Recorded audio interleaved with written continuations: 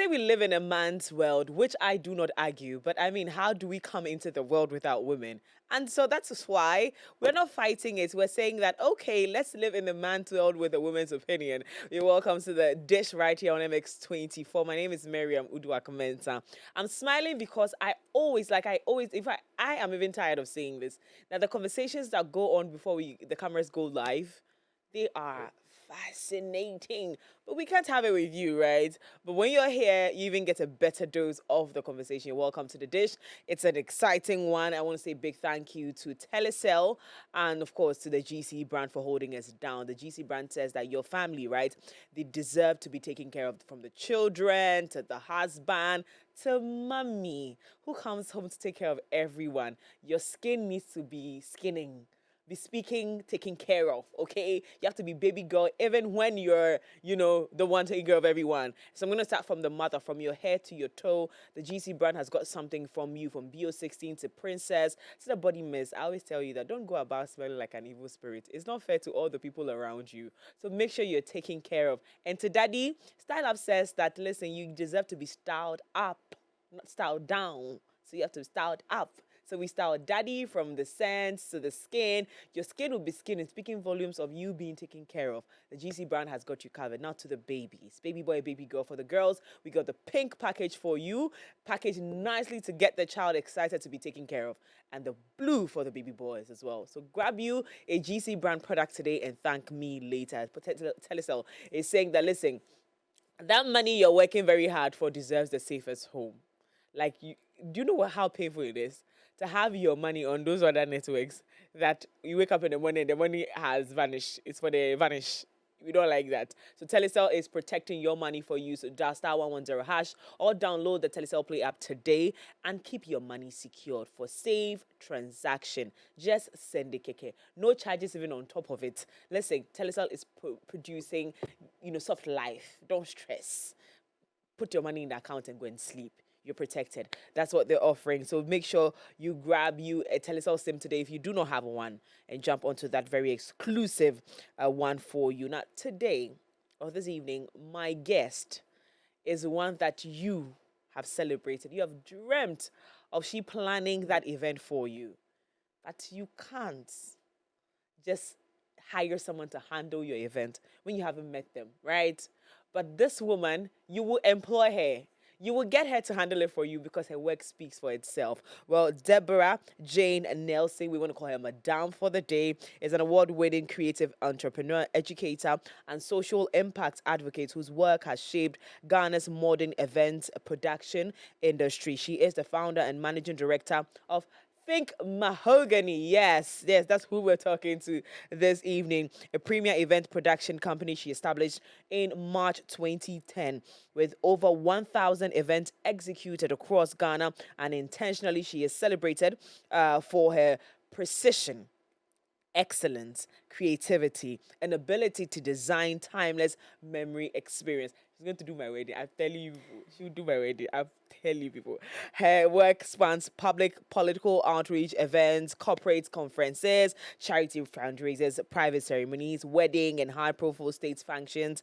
She has consulted for esteemed personalities, including former President Jerry John Rawlings, the NDC Youth Wing, and former United States Vice President Kamala Harris during her visit in Ghana. Beyond events, Debra-Jane is deeply committed to national development and youth empowerment. She serves as on the board of the Youth Employment Agency under the Ministry of Youth Development and Empowerment. She is the founder of Zero Hunger Ghana, an NGO dedicated to sustainable food security, agriculture, education, and empowering vulnerable communities. She's also a respected educator who has trained over 600 professionals through events, masterclass, Ghana, and the Ghana Event Industry Academy.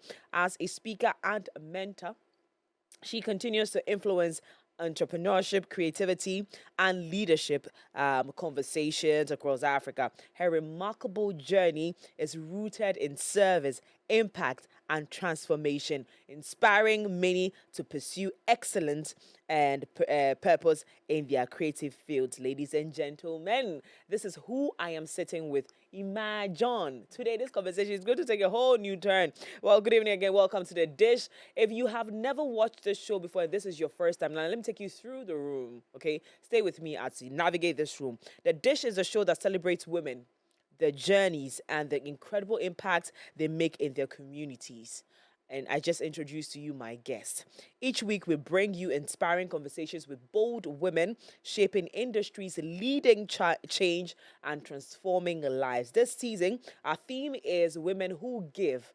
Of course, we're saying that women who give don't only just give because they have the heart to give or they're nurturers. They give because they understand that giving builds communities, giving themselves, giving their service, giving their heart, giving their skills does build communities. And so, of course, given that their communities being built is their gain.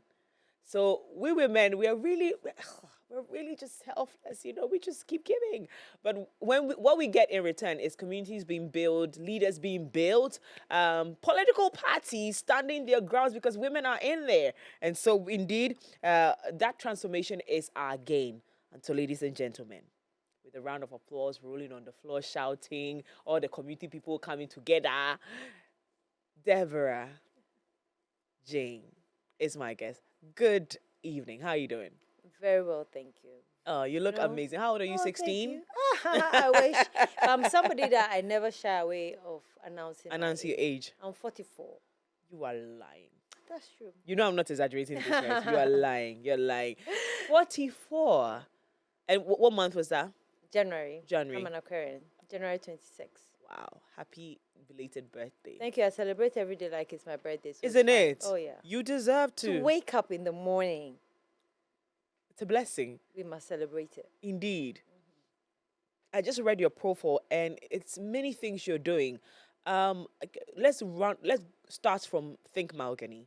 How Think Mahogany started. Let's start from there because it's from Think Mahogany that the academy was built, right? Where you're training people in events. Let's start from there. Let's start from Think Mahogany. How did life start for you as an individual, and how you got into events? Run me through that journey. First of all, when you were reading my profile, I had a humbling moment, and I thought, wow, is that me? That's you. Is that really me? That's you. And I said, God, thank you for how far you've brought me. It's not been an easy journey, of course. And even how I started Think Mahogany, I was out of a job. And so I created a job for myself based on demand. And that is what has brought me here today. Like I said, I was in corporate. I was working my way up the corporate ladder. I did an MBA in 2005. So about 21 years ago, I did an MBA. So, I had my life all figured out that I was going to go corporate, work hard, one day be somebody else's director, Yes. Retire with a good package, Yes. and enjoy life. But life had a different turn.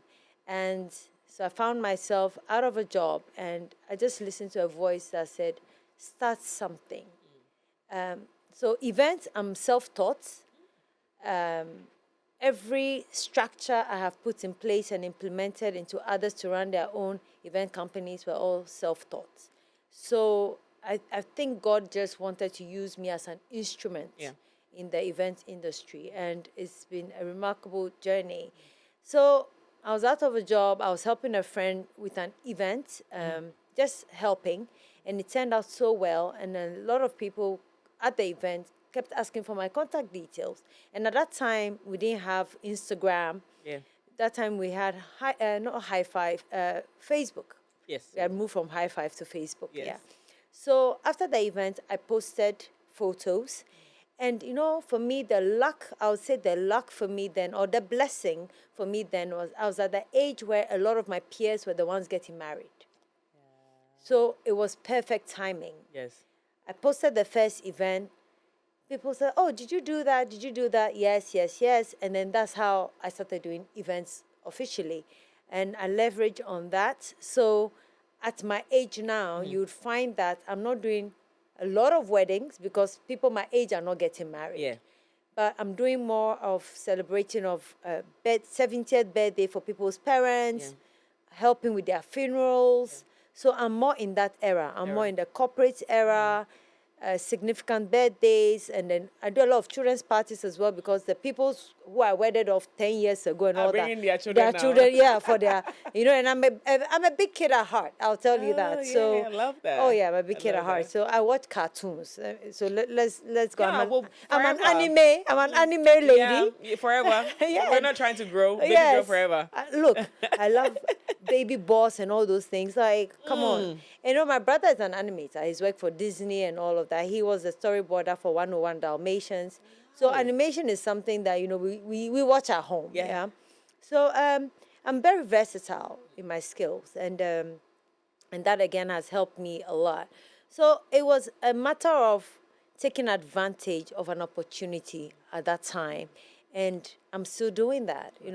After that, I saw that people wanted to be in the space. So I was helping them to establish themselves in the space. And you know what? I keep saying that where I am today is because I listened to that voice to start an event company. That is what has opened doors for me in governance. That is what has opened doors for me in social impact. Some of my good friends are people I've met through events. So for me, God needed that to happen to get me where I needed to go. Your self-thought, you went into a space where you needed training too, but based off from the story that we've heard from you, it was a divine intervention. It was a divine leading that got you into the space. And so I'm going to ask, what approach or what principles guide your approach to excellence every single time? Because you've done over 1,000 events over the period. But there's one thing that nobody can take away from you, the excellence that is seen in your executions. Right. That's why it is important to have transferable skills. Before I came into events, I was working corporate. I was doing a lot of administration and customer service. So I took that, for me, one thing about me, is that everything that I'm tasked to do, I do it with all of my heart. Okay? But I'm somebody who is also very principled. If you ask me to do something I don't want to do, I'll tell you, no, I'm not going to do it. And I'm not going to do it. But the moment I give you my word that I'm going to do it, I'm going to do it like my life dependent on it, even if it is free. I'm that type of person. And I apply that in all my relationships. If I say to you, you are my friend, you would know that I'm your friend. I'm that kind of person. I love hard, and everything that I do it with all of me. So I have a lot of good administration skills. And like I said, customer service. Yes. People, I worked with people from different diverse backgrounds, because I used to work in the UK. And in the UK, we respect matters of diversity and gender and all of that, culture, religion. So with that mindset, with my upbringing and my exposure, it was quite easy to put in structures. I know that, okay, before I plan an event, I need to have a planning checklist. To relate to the client, I need to put my customer service skills forward. I need to be communicative. I need to have a different approach to things. I need to be professional. So I brought on those transferable skills, and that's what sets me apart. So I always say to people, you know what? Whatever you're doing, if today you're a hairdresser, learn it with every ounce in you, because tomorrow you don't know where that's going to lead you. You might move from hairdressing to become the first lady of a country, but from how you related to your customers, how empathetic you were, how you made sure that you beautified them to excellence, that same nurture is going to show in your next step in life. Yeah. Absolutely. We'll stay on that professional level a little bit. Now, you have worked again with high-profile individuals. You know something I learned this about a year ago, and I'm starting a masterclass, and this is why I'm starting the masterclass, because I noticed that working with high-profile people is different. There are things to learn. What I took from working with the clients that I worked with last year was that some people just don't know boundaries. And you need to train the next generation. Need to understand what boundaries mean. I met a few executive assistants that just didn't know what it was that they were there for. Like they sometimes some of them think that being executive assistant, which removes that PA name from you, makes you the owner of the brand in a very negative way. So if you're an executive assistant, you're to manage the individual. So let's call it a brand, the individual day to day. So it's not just go and buy me water or go and buy me tea, but it's also administrative. You need to understand some of those things. I have been an executive assistant for 6 years, and I learned a lot of things on the job. But just working with big people, I just realized that some people just don't understand it. You get the opportunity, and then they mess the brands up by just being utterly Who they are. who they are. So I know that just working with these leaders, there are lessons to pick from there. What would be those few lessons you've learned, or those many or diverse lessons you've learned from working with big, but let's just give them the name, big people. Big people. People in high places. Big Yes. people. The people we want to be like. Yes. Yeah. Absolutely. Yeah. Okay, so In the space of leadership. leadership. Yeah. Humility. Number one. Number one. Working with big people. First of all, the fact that you are there to serve them already states something about you. You were the chosen one for that moment, right? So your approach already should be one that dignifies God. You were chosen to serve the king because God found that you were appropriate for that. So already your approach is different. You walk in with class, you walk in as a child of God, you walk in the glory of God, right? So, and when you walk in there, you are a servant. People seem to forget that you are serving others in high places as well, right? So humility, you must learn. Look, in my house, I'm boss. In my office, I'm boss. But when I'm going to deliver a service to somebody else, I'm no more boss. You're no more boss. And this kind of person, I must be humble enough to serve them. Now, people in big places, another thing that I have learned to teach myself over and over again recently is when you walk into a room, do not shrink to fit into the room. Ooh. Because when you are with people on that level, leadership, and you go in shrinking, you'll be intimidated. But when you go, knowing that you are there for a purpose, you are there because you are appointed to be there, the way you approach them, the way you speak to them, then they also know that, wait, this woman is relatable. She's not just here to serve us. So you serve in humility, but you serve letting them know that you are there because you are appointed to be there. You are the right match for them. So humility, though, is key. Is key. You must learn that these people, first of all, you might ask them a question and they might not answer in a very friendly manner. Not because the problem is you or the problem is them. They have a lot on their mind. They are running 10 shows in their head in that 1 minute.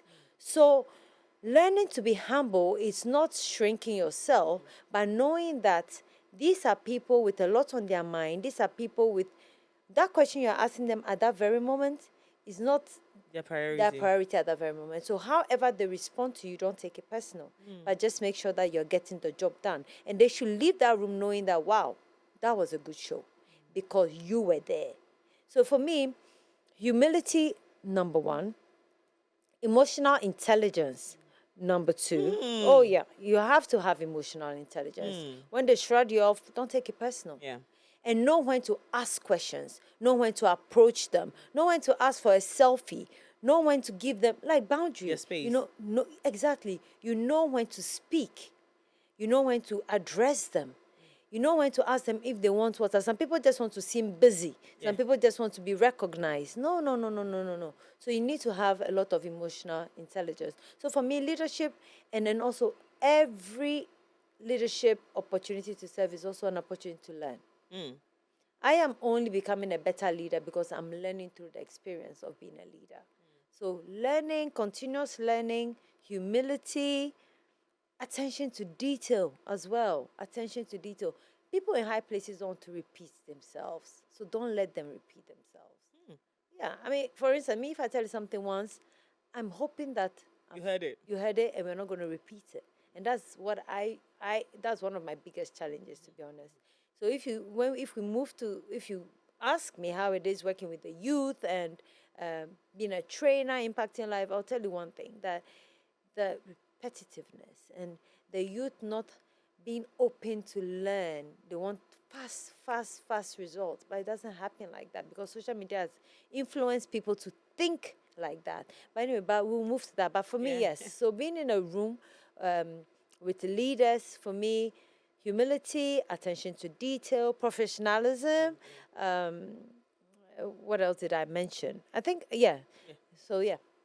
Indeed. So humility, service, not shrinking in the room, Room. because you know that you're the right person for the job, but you're not going there to go and Overexert boss. yourself, yeah. Of course, if you're good, you don't have to do too much. They will see it from the work. Yes. So do not shrink. Be humble, but don't shrink. It's one lesson we're picking from you today. I've already written it on my status. Well, we're having you. great conversations here already. I am already excited. This is part 1. We're coming back for part 2, and 3, and 4, and hopefully 5. And I know that you're ready to learn because we keep learning and growing together. And opportunities like this to sit in rooms with women who have done so much with themselves. And she's being very generous too with herself today. So stay right here with me. We're going for a quick commercial break. When we come back, the show continues. It's The Dish here on MX. We'll be right back after this.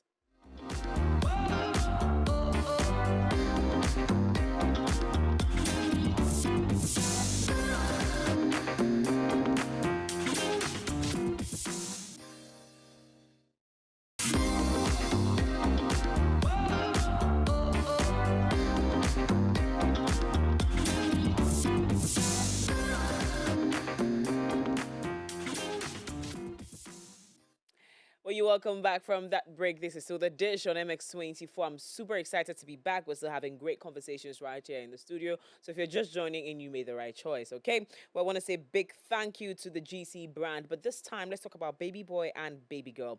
Looking for the perfect pack to keep your baby refreshed, clean, and smelling delightful. Because I don't want to talk about babies like this, but there's certain places you get to and you see the baby's face and you are going for them. Like you're literally running, like, oh my God. And when you get there, you're like, I don't know, because mommy didn't do due diligence. So you want your baby to be smelling delightful. Okay. Discover baby boy and baby girl, your all-in-one baby care solution. Each kit includes powder, cream, pomade, head to toe shampoo and wash, lotion, oil, cologne, bar soap, and bonus sponge. So everything you need for the care of that baby, we have it in there. Every item is crafted for healthy, beautiful, and soft baby skin. Choose blue for baby boys and pink for girls. Buy baby boy, baby girl, everything you need to keep your baby happy and well cared for. The GC brand, it is all about you. So, like I said, make sure that baby is even feeling very confident going to other people. Because when you're smelling good, babies also know that. Well, we're back in the studio, and my guest is already seated. She's ready for the next phase of this conversation. You ready? Before we get into what I actually really, really want us to talk about, are there any misconceptions about event planning that you want to demystify right now? Kill it. It doesn't exist. Any? Yeah, number one, people think it's such a lucrative business. It's not. It's not. Come on, it's not. Look, for the stress and anxiety That you go okay, through. unless you're just doing it for doing sake, but if you're doing it to deliver excellence, you're doing it to stay professional, you're doing it to make your customer happy, trust me, the anxiety you go through, the stress you go through, no amount of money Can pay for can't that. pay for that. Nah. And also, it's not as lucrative as people think. You Think. know, because a lot of event planners markets their brands in such a flamboyant way and in a very beautiful way. A lot of people just automatically assume that they must be making a whole lot of money. Money, yeah. It's It's not. not. It's not. It's not. It's not. It's not true. It's not true. It's not true. And that is for a planner and a decorator, because you see all these expensive things that are being hanged. Most of them are rented. And to acquire those things is a lot of capital. And to keep those things maintained is a lot of capital. Even where you're keeping them, you're paying outrageous rent. And then you're paying people to watch these things, to clean these things. It's capital intensive, and the returns are not great. So I really need to dismiss that notion that event planners and event decorators are making a lot of money. If they're making a lot of money, it's because they're probably investing their money. Yeah. And they're probably diversifying. They're doing other things apart from events that's helping them to keep up with their lifestyle. Yeah. And that money is also going back into the business. Yeah. So, but I'll tell you what, I think the food people, though, I think those food people are making I'm making a lot of Oh, money. yeah, yeah. Those people are definitely making Oh, a lot yeah, of money. the food people, oh, they're making a lot They're of making money. a lot of money. Yeah. Then we should just go into that. Yeah. Yeah. But the kitchen, the heat. So they'll complain. Well, you founded Zero Hunger Ghana, which stirred a passion for food security and community impact. Tell me why and how it is doing now. Okay. First of all, why did I even start Zero Hunger Ghana? Being in the event space, I'm somebody that naturally, I hate wastage, right? I hate food being put in the bin. Simply because I'm of that mindset that there are some people there that they've not even gotten a meal today. And you have picked on your food and you've decided you're just going to throw it away because you don't want it anymore. And also, I'm a disciplinarian, right? And one thing that makes me irk is no matter how wealthy some parents are, they allow their children to get away with certain things that for me I frown upon. Like they'll probably buy, let's say, food for the kid just takes a bite. I don't want it anymore. Oh, then throw it away. That breaks my heart in two because I know that there are some people that to even get a meal a day for their children is not easy. Right? And that child is also deserving. So when I do events and then I see how much food is put to waste, you see somebody go to the buffet station, heap up their plates, go pick one or two. Maybe it's not their fault. Maybe the food is not as tasty as they had hoped, right? Yeah. So there's that too. But sometimes the food is very tasty, but they just heap it, eat a little and leave it. We can't give that to somebody else, so it goes right into the bin. So when I see how much food waste, and then also some people finish eating and then they come and ask for takeaway, half of the time I know when that takeaway goes home, is either going straight to the dog or it's going to be left in the fridge for days and then they're like, oh, I'm not going to eat it again. Yeah. So that's where this whole thing came from. Like, you know what? Why don't I talk to this client and then there's an agreement? If after your event, every guest is well fed, the waiters, everybody, all the vendors have eaten, you've taken the packs that you want to take home and there is some left. Instead of giving that extra to people who don't need it or put it in the bin, why don't we pack it and take it to the street kids? So that's how it all started. Some clients are like, oh, sure, I don't mind. Some will be like, So those who don't mind, when we finish the event, we pack it and then we go and distribute it. And also, it's also very important for me that is edible food, hygienic food. I'm not just taking food and passing it on to the less privileged. Yeah. And then that's how it started growing. And I was putting on my social media where even events that I didn't work on, I'll have those people call me and say, oh, I had an event today and I have a lot of food. Do you mind coming for it and distributing? So that's how Zero Hunger started. So Zero Hunger started from eliminating food waste at events. So that's how it started. And then after that, I started doing weekly outreaches where I would have caterers donate food to me intentionally to go and give out. And then I do this event every year called Jollof Rave. And the mascot for Jollof Rave is Mama Jollof. And Mama Jollof is the mascot for Zero Hunger Ghana. Okay. So let's just say I am Mama Jollof. Okay. So from Jollof Rave, again, we would have people buy food packs from vendors at Jollof Rave, give it to me to give to the street kids. So, and then we would send food to orphanages. We would visit orphanages, obviously give other donations, but also give packs of Jollof Rice. So that is, and then it evolved where then I started building farms for, let's say, Hope Setters in Tema. It's an autistic center, so they take care of children living with autism. And children living with autism, they feed on organic food only. They can't eat sugary things. So Zero Hunger Ghana invested in a farm for them. And then they were growing their own onions, cabbages, lettuce, and all of that, tomatoes and all of that. And also it became a system for the children. Children living with autism live on a system. So when they wake up, they have a routine. They know, okay, I've woken up, I'm going to get ready, have breakfast, go to the farm, go to class. So it becomes a routine. They live on routine. So knowing that Zero Hunger Ghana is impacting lives beyond events. This farm, look at what it's doing. Up to today, I think last 2 weeks, they sent me some of their harvest. So we do things like that, basically. Yeah. Oh, beautiful. Thank you. Really, this is really very, very impactful. This direct impact on people without all the noise. Because I don't see, Yeah, we don't post as much. this is impact. And that's something I would totally go for. My mother would tell you that, you're hiding all the things. How will people know and come and support you? Well, the people that needs to be supported need to be protected too.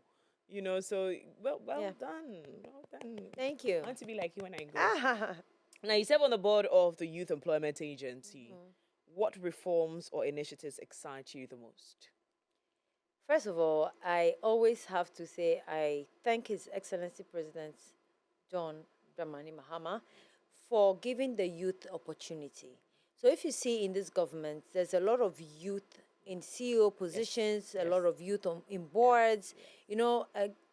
Ghana is being driven by a lot of youth at the moment, and the youth is the future. And I would say that that opportunity given to me, I do not take it for granted at all. Now, employment for the youth keeps the youth off the streets. Employment for the youth starts a future for the youth. Employment for the youth gives them some sense of direction and accountability. Employment for the youth gives them livelihoods. And for me, it is an honor to be impactful in that area. So the Youth Employment Agency, their mandate is to create employment for the youth. And that opportunity for me opens my mind. How can this be achieved? What can we do? Trends change every day.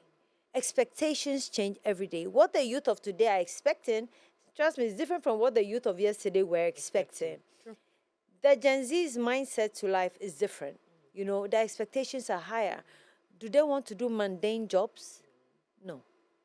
So how are we changing and adapting constantly to meet expectations whilst creating employment? And employment drives the future of this country. Development is based on employment. Development is based on accountability. Development is based on entrepreneurship. Development is based on healthy lives. All of that, education and all of that. So for me, being on that board is me putting to work my craft, me putting to work my intelligence, me putting to work what I know. And I pray that God uses me in the right way to change the future of the youth in Ghana. Indeed. And we've seen so far what we've seen you do from business to charity. We actually holding hands with the president, trusting that you're going to do something exciting. Because we'll be back after your tenure to start To assess, yes. yes. We're ready for that. You've trained over 600 industry professionals. What qualities separate good event professionals from excellent ones? An excellent event professional, as opposed to a good event professional, is one that pays attention to detail, is one that is accountable, is one that invests in their learning. You must constantly learn and learn and unlearn until you learn and unlearn and not think that you know it all the time. You cannot provide excellence. Again, I come back to this humility card again. You must be humble to serve. Ooh, you're big on that. Oh yeah, I'm very big on that. You must be humble to serve. Now, come on. The kind of people I serve, I need to be humble to serve them. Sure, I can't go thinking I know better than you, even though I may know better than you in event planning, and that's why you called me, because you can do it. I still can't walk around like, oh, madam, you called me to do this job, so I know better than you. You can't do that. So, So an excellent attention to detail, for me, that is so big. Attention to, and an excellent event planner does not deliver mediocre. You don't deliver. A good event planner will give you mediocre and you're happy and we move on. No, but not an excellent event planner. Mediocrity is not even in your dictionary. Absolutely. And then always having a professional front. Always. Don't walk into an event space with flip-flops and with ear pods and thinking, no, you can't do that. Stay professional at all times. And I always say that Marketing for an event planner is not social media. Marketing is not a billboard. Marketing is how you execute your event all the time, because in that room, you have guests. You have maybe 200, 300 guests. You're actually marketing to 300 people live. Yeah. And then your vendors, your photo team, your MC, your DJ, all of that, you are marketing to them as well, because they would recommend you for the next gig. So for me, live marketing is what event planners do, not social media. That's an aftermath. Live marketing. And if you are an excellent event professional, put on your A game. Yeah. Put on your A game. Now, how do you define impact, and what does it mean to you personally? Impact. That is what this entire conversation is It is hinged all on. about. Impact. Okay, so every Monday on Instagram, I host an IG live called Impact Your World with Debra-Jane. And I host it every Monday at 5 p.m. GMT. That goes to show that, and I've actually hosted 221 episodes. Ooh. I started in 2020 during COVID. And that time, during COVID, everybody was doing an Instagram live. Yes. You go on Instagram, it's a live. The circles at the It's top. all red. All red. But people dropped off, right? Yes. What does that mean? No consistency. No consistency. People didn't think it was relevant anymore. But impact is something that is always relevant. People were doing what they were doing, but there was no more COVID. They felt like they didn't need to carry on. I felt I needed to carry on because there is no expiry date for impact. So I decided, you know what, I've started this thing. I'm creating impact. Lives are being transformed by this impact. Why stop? It takes a lot, though, I'll tell you. It takes a lot from me to make sure I'm in that seat every Monday at 5 p.m. It takes a lot from me to get guests to come onto my live. And I don't send my PA to do that for me. I actually contact people myself, build a relationship, invite them on the show, and then they come on the show and they speak to me. Because if it's my PA talking to them until that day, there's no connection. So you build. I build connection. This is a lesson I'm learning from you. I build connection. You know what? Even though you didn't contact me, you know what you did? You engaged me in conversation before we went live. Yes, you know I do that. So it broke the ice. It did. It right? did. And I didn't feel like this is my first time ever meeting you. It broke the ice. We already had our conversation. We've had our conversation. This is our part 2, right? So you eased me into it. And I commend you for that. Oh, thank you didn't just walk in, ready, let's get on. Go, No, And one thing, you remind me of Anita Eskin a lot. I don't know if... Yes. I don't know if you've been told this, but I was watching you. Yeah. The eyes, your approach, your projection, your professionalism, and I remember Anita Eskin interviewing me over 10 years ago on her show.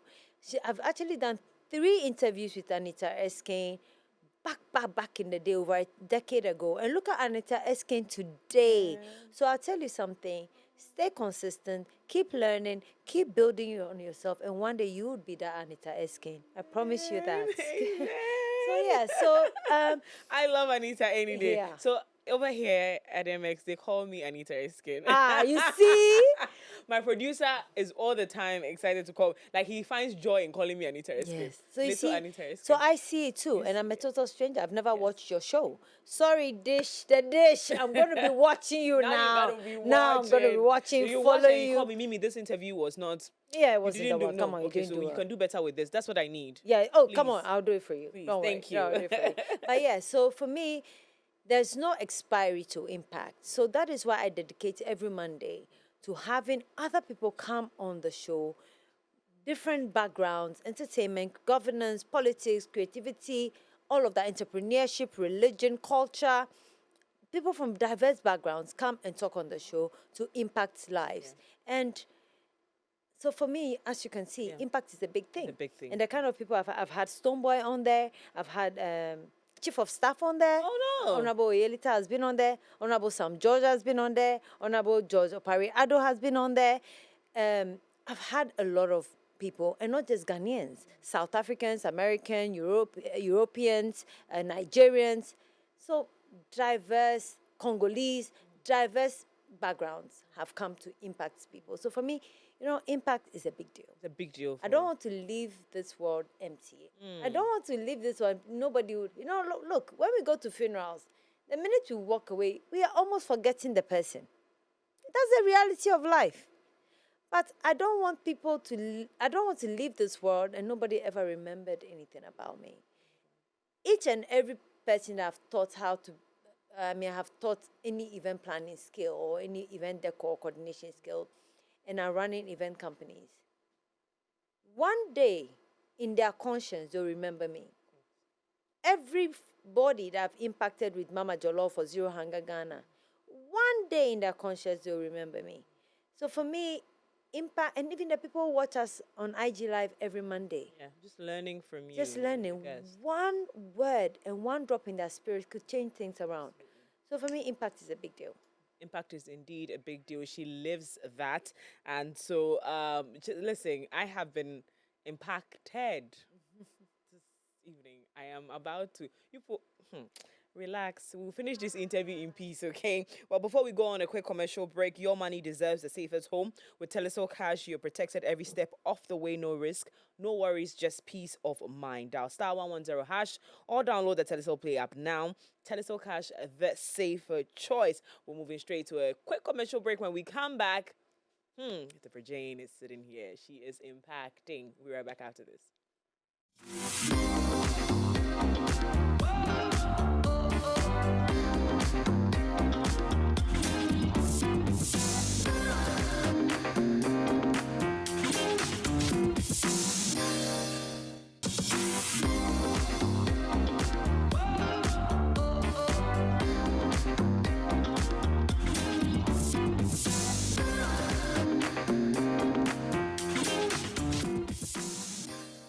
You're welcome back to The Dish right here on MX24. Thank you for coming back. You woman, you need to be impacted. You need to learn. We need to keep learning and growing. And that's what we're doing here on The Dish. I was going to say the AM Club. On The Dish.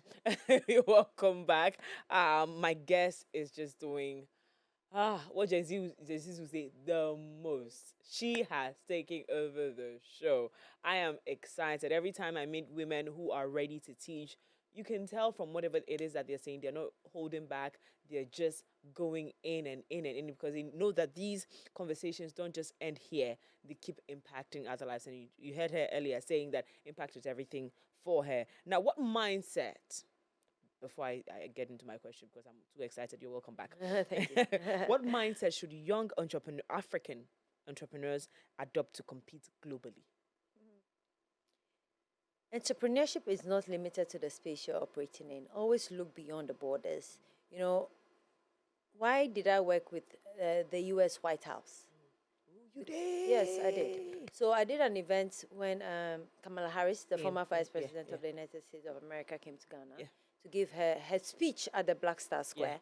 So there were other event planners involved in different aspects of the event, but I was working on the Black Star speech, which was like the highlight of the whole presence in Ghana. And why me? Because I didn't make it seem like I am operating for a local market. They were looking for somebody who can deliver excellence, right? So as an entrepreneur, stop looking at local markets. Yes, you make a lot of money in your local market, and it's from that local market that you build on to international markets, because master seed, you must learn to start small, right? You must learn, and come on, you can't just go and be playing chances on a global stage. No. So the local market allows you to do your trial and error and all of that, but never have that mindset to stay there. Never have that mindset. Even when I'm speaking to, like the other day recently, I was speaking to a lady who runs a salon in a kiosk, like a wooden structure. And as we were talking, she kept saying, oh yeah, and she said in tree, oh, into mi kiosk na, mi container na. She kept saying, because she was in a kiosk, and her next ambition is a container. So she kept talking. I'm like, why are you so stuck in a kiosk and a container mindset? Don't you see people with salons in glass buildings? And like, don't you see that, right? Stop thinking like that. Stop thinking you were made for the container. Stop thinking like that. That person that is in that glass building that person that is sitting on aeroplanes to go and do hairstyling for somebody in another country for their wedding, how different are you from them? It's all in the mindset. It's in your head. Stop thinking that you were fabricated for the container. You were fabricated for that flight to the United States to go and do somebody's hair and come back. So we all need to have that mindset, that I was born for more than this. I was born for more than this. I can achieve more than this. So let's do that. Let's think global. Let's just think global. You know why I like Stonebwoy? No.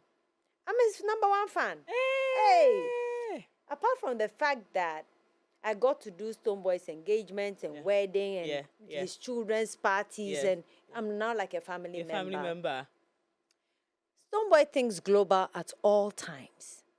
He invests in his craft at all times. Now tell me which artist has been on the more global stages than Stonebwoy. I'm not even talking about Kojo and Trier. I mean the people of that era. Yeah. In this era. Before, because Stonebwoy was there before Black Sherif and all of that. So, and I'm a music fan. That's why I'm talking this way. I see that. Oh yeah, I love music. I love music. I see so look at what he's doing. He's always thriving to collaborate with other international artists. He has the most collaboration with other international artists.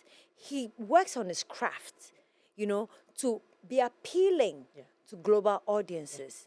You know what makes me happy? When I walk into malls in maybe Dubai or in UK and I'm, picking my dress and I'm hearing some Afrobeats. Yes. Yeah. Because they've built an appeal for a global market, the Davidos and co, right? That is how we need to approach life. It's not easy though. And a lot of people say, I'm not financially advantaged, or I don't come from that background and all of that. That's a limitation that we put on ourselves. Because that millionaire today, he wasn't born a millionaire. It worked. So you be the one that allows or opportunes the generation after you to be millionaires. You start. You start, and let your mindset be that of a global brand, not a local brand. Yeah. But say we have understood. Women getting here. Let's talk about that. Debra-Jane Nelson, Madame Debra-Jane Nelson. She has been absolutely. You're truly a teacher. You are. You literally gave us a masterclass now. And this is a masterclass. So, producer, this is the masterclass edition of the dish. This is a masterclass because not everyone gets the opportunity to meet you. You're busy. And it's not that you don't want to, but you're just busy. You're teaching people, but on a regular day, nobody gets this kind of knowledge to navigate life. And so if you're watching the show this evening, you've been favored by God to get to this level of knowledge. Not even in the same room with her. You're literally in the same room with her, by the way. And I hope you pick this knowledge and you run with it. Before we wrap up the conversation, what are your final words to young women who are looking at living an impactful life, a purposeful life, a life that pleases, a life that they themselves will sit back and their children will watch and be like, you've really lived, you've done well. What do you have to tell them? That's a fully loaded question. Now, let me tell you something. I always say that if my mother was literate, my life would have been different. And for me to be who I am today, from a mother who lost her mother at the age of 14, and she was one of 43 children, who then looked after her siblings and her siblings' children. So she looked after most of her siblings and their children. And this is somebody who didn't go past school. They said back in the day, you have to do this, and then when you're able to touch your ear, that means you're ready for class 1. Class 1. Right? But when she started class 1 and went to class 2, her father said, his daughters don't go to school. His daughters are not supposed to. So my grandfather had that mindset, right? So even with that, look at what my mother has been able to produce. Me and my siblings, by God's grace. We've all been to good international schools. I went to Soul Clinic International, and then I went to St. Rose's, and then I went to Coventry University, did my first degree, did my MBA, had good jobs, live a good life. always had a roof over my head, traveled the world, saw so many things, and that is a mother like that, right? So if she was able to create that, what excuse do I have? Zero. Zero. Zero excuses. Zero. You can't. So what I would like young women to do is put down your smartphone for a moment and have a deep reflection with yourself. Put down social media, TikTok, put that down and be honest with yourself, right? If you are stripped naked and you are stripped of all the facade, what is your life really looking like? And how do you plan on changing that? It's not, I can post the most glamorous picture on social media, but is that a true reflection of my life? So have a true retrospect of your life and then start adjusting that. When you turn off the cameras, when the internet goes off, what is my life really and truly like? And how is that sustainable? And how can I live a life based on that? If you don't like what you see, and if you don't like what you're going to be seeing in the next 10 years, work on your life. Work on your relationships. Because whether we like it or not, no one is an island. Our tomorrow is based on the relationships we build today. Right? So have a deep retrospect of your life. When COVID happened, a lot of us woke up because things changed. A lot of us woke up because things changed. If the internet goes off today, what do you have? So please, have, a deep thinking.